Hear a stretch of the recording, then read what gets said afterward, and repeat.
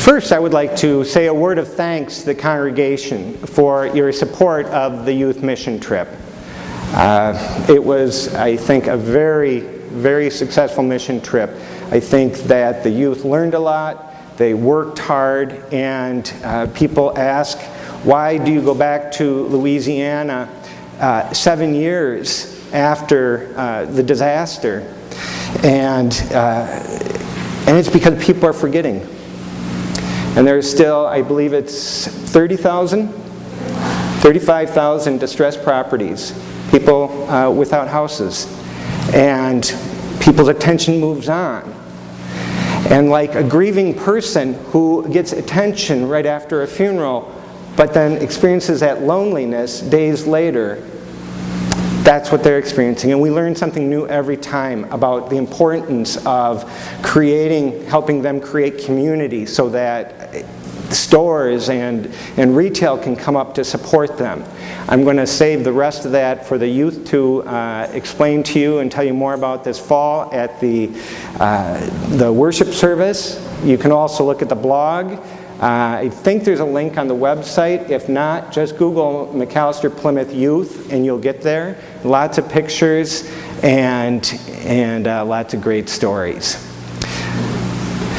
So we were building houses, or finishing houses. And it's strange then to come back to this as our lectionary text, because Jesus seems to be saying,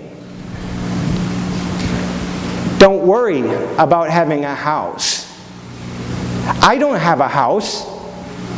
Follow me. He's not concerned with providing a house for his followers. He's concerned with people simply dropping everything and following him. And it sounds a little tough. He even says, don't bury your dead. Let the dead bury their dead. Don't say goodbye to your family. So how to square that with the fact that we know that a house is a fundamental need for all people? Well, there are two interpretations that are very popular of this particular passage. One is that Jesus is impressing upon us the need to live in the here and now. And so we see that throughout his teachings when he'll say, don't worry, consider the lilies, consider the birds of the air.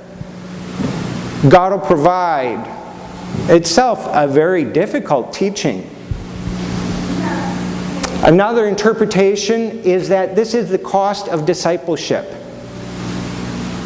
That ours is not a cheap grace. Ours is not an easy path.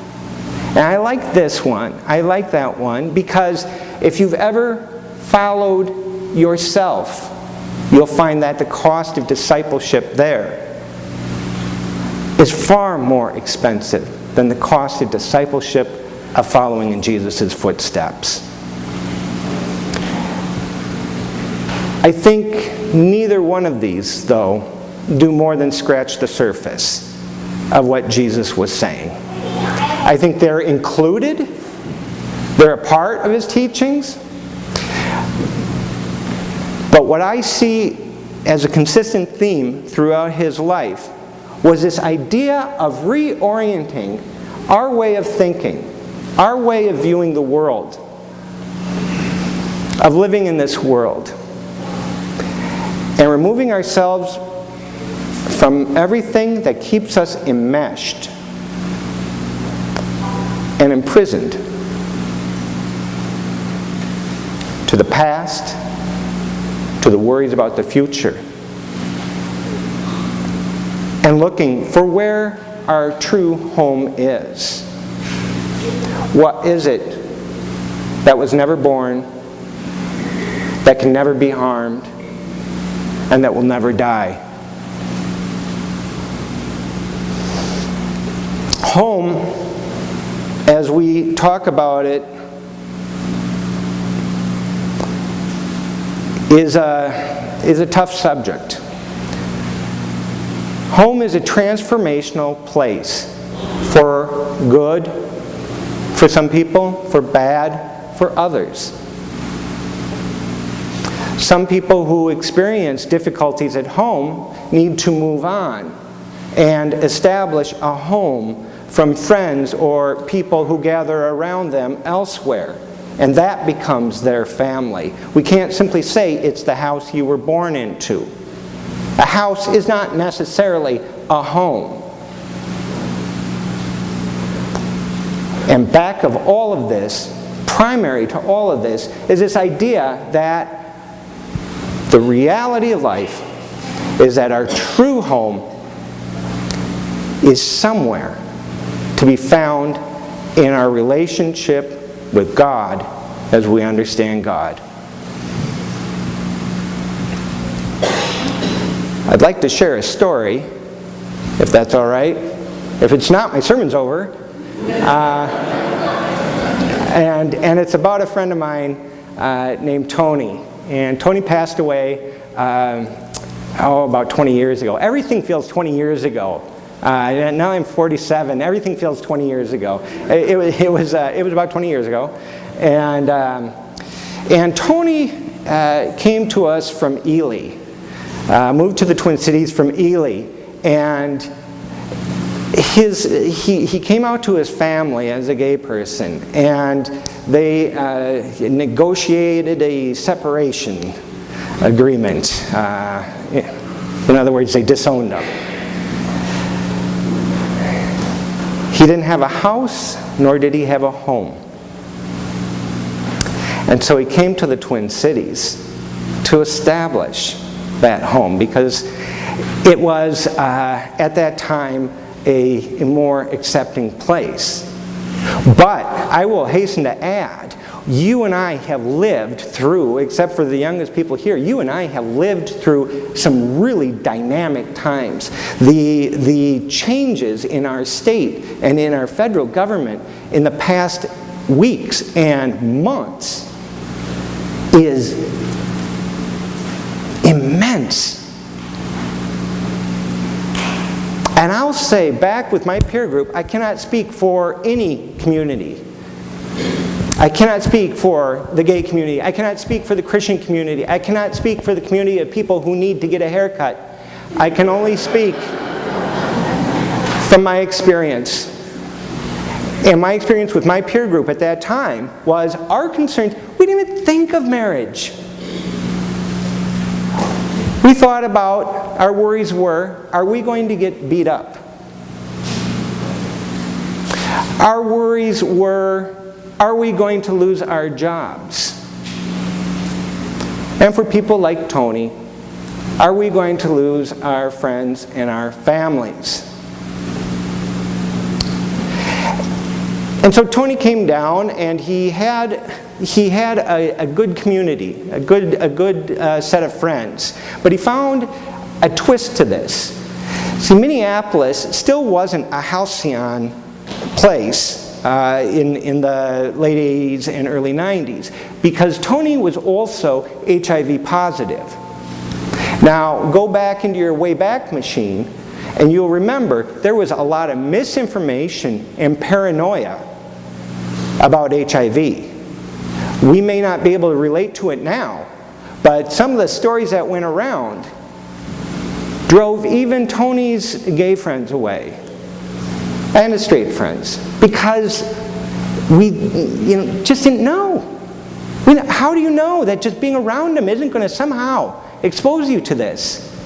And so he got into this habit of, and this is the first day I met him, he would tell people, I'm HIV positive. And not because he was trying to be strident or anything like that. It's just he didn't want to go through the disappointment anymore of friends falling away, of feeling that decay of community, once again, that he experienced up at home, that he was now experiencing in Minneapolis. And so it ultimately was a very small family for him. He was fortunate to have an employer that was wonderful. He had friends. We were a mixed bag. But it was, again, I'll say, such a different and sad, in retrospect, way of life. And I'm so glad to stand here today. I'm so glad to stand here today. And a story. This was unthought of. Tony was a hero to me, as someone who was kind of negotiating some of the same changes, but not nearly the same challenges as him. And what I loved about Tony was he had this very, very, very great sense of humor.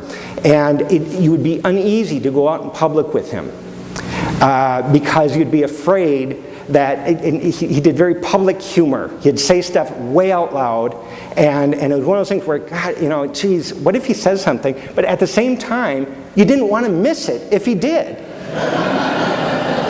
And I'm still borrowing his materials a year later. He was also a great listening ear to people. He was a person you brought your problems to. What a great friend. What a great family member to have. What confused me about him and aggravated me about him was this. He went to church. My introduction to the UCC was a headline in the newspaper, the UCC, God bless us, we're a spectrum. That's a good thing. All right? We are a spectrum of liberal and conservative. All voices, as I was taught in seminary, all voices raise us up in truth. But at that point, headlines in the paper in 1990 straight up, was church. Our rights were getting limited. All right, more. And DOMA happened later, and what I saw was churches trying to limit our rights. And what happened is I got drunk on outrage. I got drunk on anger. The kind of outrage and anger that closed my mind and that closed my heart. And so I threw the baby out with the bathwater. All church is bad. And worse than that, spirituality, why bother? That's the thing that churches talk about. And the irony of this is that it was my barometer that rose. My anger, my obnoxiousness, and if Joe was here today, he'd be going like that. But it was Tony's life that was becoming unraveled. As his health declined, his medical bills piled up. As his medical bills piled up, the bill collectors came calling. As the bill collectors came calling, legal problems set in. And he hired a very angry, closed-minded, closed-hearted attorney to represent him in court. And I couldn't understand how a man who was living with, and at this time again, more friends were falling away. His apartment that he lived in, he had to move out of into hospice, so he lost his beloved cats. It was just, the only word I can think of is unraveling. But if I picture him in my mind, as I do often, my image of him is equanimity. Equanimity comes to mind. Peace comes to mind. And for me, I didn't know where he was getting it, because he was subjecting himself to prejudice on a regular basis by going back to church. I'm not proud of this. I'm not smart. I stand here as a witness. At his funeral, the pastor said what he liked about Tony was he was an ecumenical spirit.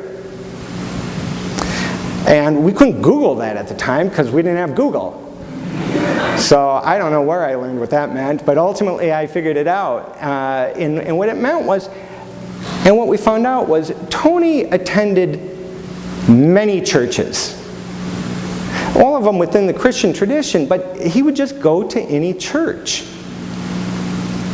So I can't speak to how the church was a community during that time. I can only imagine that what he found there was some sense of the presence of God. And that was the key to his peace. And it was a peace that surpassed my ability to understand. I'm very lucky to have had a teacher like that, and maybe you've had someone like that in your life as well.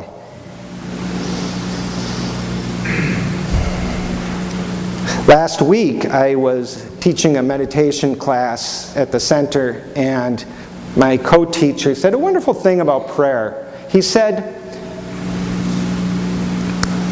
our prayer manifests itself along the lines of, God, save my dog, save my this or that. But in reality, where it begins is a more subtle conversation, a wordless conversation with God, because we are closer to God than that. God is not miles away. God is not listening from afar. God hears us. And that level of subtlety, to me, describes what Jesus is calling us to in our reading today. That reorientation. Be in the world. God created it and called it good. It's a good world. It needs a lot of attention. Pay attention to it. Address things that need to be addressed. But remember where our home is. A house can be destroyed by disaster. A home, a family, can be torn apart by dissension. But we're also told that we have a home with God that no power, no principality can destroy. And that's the place we call home. Amen.